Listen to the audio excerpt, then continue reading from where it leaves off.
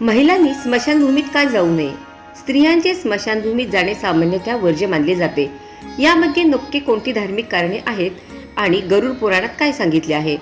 व्यक्तीच्या मृत्यूनंतर त्याचे शरीर पंचतत्वात विलीन करण्यासाठी अंत्यसंस्काराचा विधी पार पाडला जातो.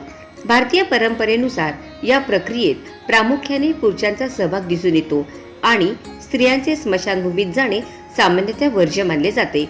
यामागे नक्की कोणती धार्मिक कारणे आहेत आणि गरुड पुराणात याबाबत काय सांगितले आहे जाणून घेऊयात. गरुड पुराणात काय सांगितले आहे? गरुड पुराणात महिलांच्या स्मशानभूमीत न जाण्यामागे अनेक महत्त्वाची कारणे स्पष्ट करण्यात आली आहेत. स्त्रिया स्वभावाने अधिक संवेदनशील आणि भावुक असतात. स्मशानभूमीत त्यांचे अत्यधिक विलाप करणे किंवा रडणे हे मृतांच्या आत्म्यासाठी अडथळा ठरू शकते असे मानले जाते. धार्मिक मान्यतेनुसार कुटुंबियांच्या अतिमोह आणि रडण्यामुळे आत्म्याचा जगाप्रती मोह वाढतो, ज्यामुळे त्यांच्या पुढील प्रवासासाठी निघणे त्यांना कठीण होऊ शकते.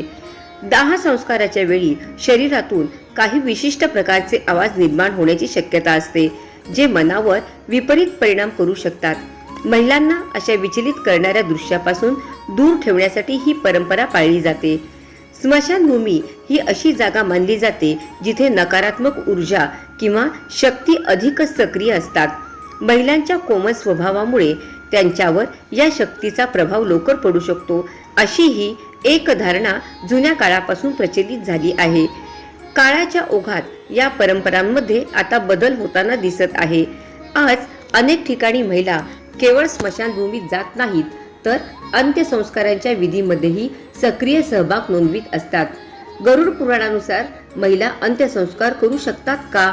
गरुड पुराणातील प्रेतखंड मधील अध्याय 8 नुसार जर कुटुंबामध्ये कोणताही पुरुष सदस्य नसेल तर घरची महिला म्हणजे पत्नी, मुलगी किंवा बहीण अंत्यसंस्काराचे सर्व विधी पूर्ण करू शकते. याचाच अर्थ असा की पुरुष वारसदार नसल्यास महिलांनी ही जबाबदारी पार पाडण्याची पूर्ण अनुमती धर्माने दिलेली आहे. इतकेच नव्हे तर कुटुंबातील कोणताही नातेवाईक उपलब्ध नसल्यास समाजातील प्रमुख व्यक्ती देखील त्या मृत व्यक्तीवर संस्कार करू शकतो.